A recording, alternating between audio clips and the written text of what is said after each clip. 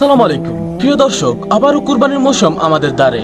অনেকে ভাবেন শুধু একটি পশু কুরবানি করলে দায়িত্ব শেষ, কিন্তু ইসলামের দৃষ্টিতে কুরবানির রয়েছে কিছু গুরুত্বপূর্ণ শর্ত ও নিয়ম, যা না মানলে কুরবানি হতে পারে অগ্রহণযোগ্য। আজকের এই ভিডিওতে আমরা শুনবো জনপ্রিয় ইসলামী বক্তা ডক্টর মিজানুর রহমান আজহারি সাহেবের মুখে কুরবানির 4টি গুরুত্বপূর্ণ নিয়ম নিয়ে আলোচনা, যা প্রতিটি মুসলমানের জানা জরুরি।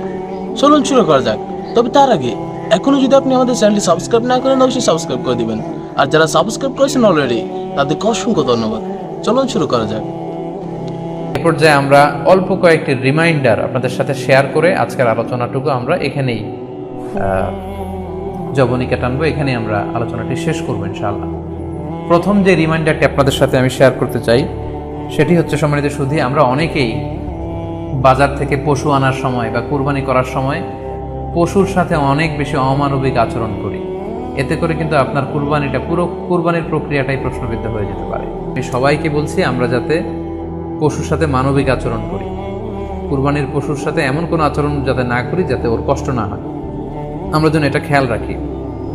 বিশেষ করে জবাই করার আগে পশুকে ভালোভাবে রশি দিয়ে বেঁধে নেয়া এবং যেই ছুরি দিয়ে জবাই করা হবে সেটা খুব ধারালো থাকা। আল্লাহ রাসূল সাল্লাল্লাহু আলাইহি ওয়াসাল্লাম কিন্তু এই দিক নির্দেশনা আমাদেরকে দিয়েছেন। সুবহানাল্লাহ।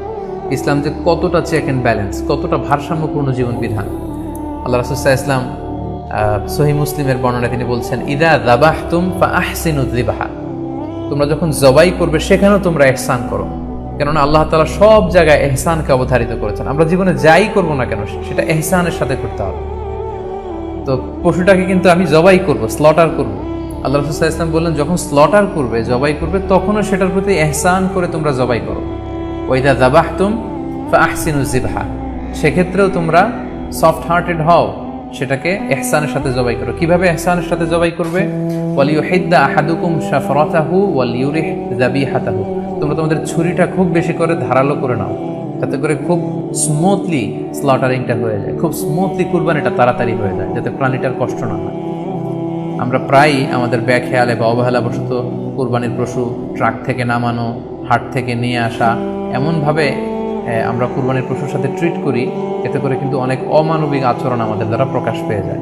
সো আমরা যদিও এটাকে জবাই করব, আমরা যেন ইহসানের সাথে জবাই করি, এই বিষয়টা যেন আমরা খেয়াল রাখি। স্পাইনাল কর্ডে যদি আপনি জবাই করার পরে বারবার খোঁচা মারেন, তাহলে কিন্তু এই প্রাণীটার অপমৃত্যু হতে পারে, অর্থাৎ এটা স্বাভাবিক কোনো মৃত্যু নয়। স্বাভাবিক মৃত্যু হচ্ছে জবাই করে দেয়া, এবং ইসলাম এটাকে আমাদের জন্য বৈধ করেছেন। আমরা জানি যে পাশ্চাত্যে গরুর মাথায় বুলেট মারা হয়, অথবা ইলেকট্রিক্যাল শক দিয়ে ওটাকে হত্যা করা হয়, অথবা ভারী কোনো লোহার হাতুড়ি দিয়ে গরুর মাথায় আঘাত করে সেটাকে মারা হয়। কিন্তু ইসলাম এগুলোকে নিষেধ করেছে। ইসলামের বিধান হচ্ছে স্লটারিং করা, আপনি জবাই করে দিবেন। সেক্ষেত্রে আমার মনে হয় 10 থেকে 15 মিনিট যদি আমরা একটু ওয়েট করি, গরুর দেহ থেকে সবগুলো রক্ত কিন্তু বের হয়ে যাবে, ফলে এটার গোশতটা উপাদেয় হবে আমাদের জন্য। কিন্তু আমরা যদি তাড়াহুড়ো করে, বিশেষ করে অনেক কসাই ভাইরা রুহটা যাতে তাড়াতাড়ি বের হয়ে যায়, প্রাণটা যাতে তাড়াতাড়ি বের হয়ে যায়, জবাইয়ের পরে আবার ছোট ছুরি দিয়ে স্পাইনাল কর্ডে খোঁচা মারতে থাকে, এটা কিন্তু ঠিক না। এতে করে যেটা হয়, এটা স্বাভাবিক মৃত্যু হয় না, বরং অপমৃত্যু হয়ে থাকে।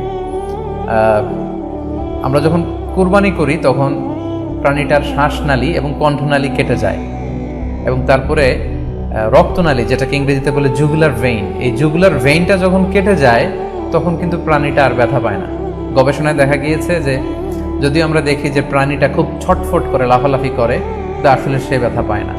জুগুলার ভেইন যখন কেটে ফেলে তখন ব্রেইন তাকে স্পাইনাল কর্ডের মাধ্যমে হার্টে সিগন্যাল দেয় আরো বেশি পাম্প করার জন্য, আরো বেশি রক্ত পাঠানোর জন্য।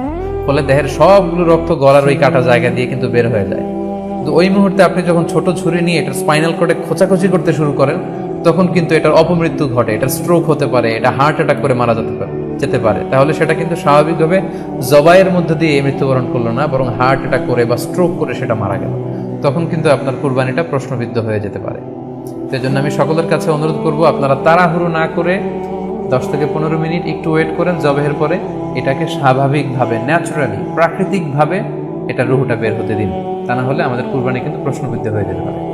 4 নাম্বার এবং সবচাইতে গুরুত্বপূর্ণ পয়েন্ট হচ্ছে, জি খেয়াল করে শুনুন, আপনাকে বলছি, 4 নাম্বার পয়েন্ট হচ্ছে যে জবাইয়ের স্থান এবং বর্জ্য কুরবানির পরে এটাকে নিজ দায়িত্বে পরিচ্ছন্ন করুন। আই রিপিট, আমি আবার বলছি, যেখানে আপনি কুরবানি করলেন সেটাকে এবং এই যে বর্জ্য ময়লা এটা নিজ দায়িত্বে আপনি ক্লিন করুন। সিটি কর্পোরেশনের ভাইয়েরা সরকারি তত্ত্বাবধানে সারা বাংলাদেশের এই সব বর্জ্য আসলে পরিষ্কার করা সম্ভব না। জরিপে এসেছে যে 50 লক্ষ গরু জবাই করা হয় প্রত্যেকটা কুরবানির ঈদে। তো সেক্ষেত্রে আমাদেরকে দায়িত্বশীল হতে হবে। কুল্লুকুম রাঈন ওয়া কুল্লুকুম মাসউলুন আন রাইয়াতিহি। আল্লাহ রাসূল সাল্লাল্লাহু আলাইহি ওয়াসাল্লাম বলেছেন, তোমরা প্রত্যেকে দায়িত্বশীল, আর তোমাদের প্রত্যেকের দায়িত্বের ব্যাপারে কিয়ামতের ময়দানে আল্লাহ তাআলা কিন্তু তোমাদেরকে জিজ্ঞেস করবে। তাই আমরা যেন নিজ দায়িত্বে এই কুরবানির করার স্থান এবং বর্জ্য যেন পরিষ্কার করি। ব্লিচিং পাউডার দিয়ে বেশি করে পানি মেরে আমরা যেন পরিষ্কার পরিচ্ছন্ন রাখি, কারণ আত-তুহুরু শাতরুল ঈমান, পরিষ্কার পরিচ্ছন্নতা এটা হচ্ছে ঈমানের অঙ্গ।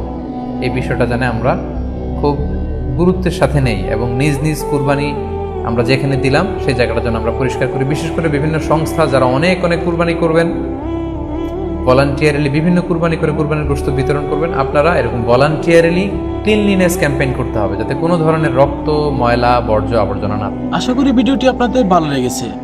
লাইক করুন, শেয়ার করুন ও সাবস্ক্রাইব করে আমাদের পাশে থাকুন। আল্লাহ হাফেজ, দেখা হবে পরবর্তী একটা ভিডিও নিয়ে ইনশাআল্লাহ।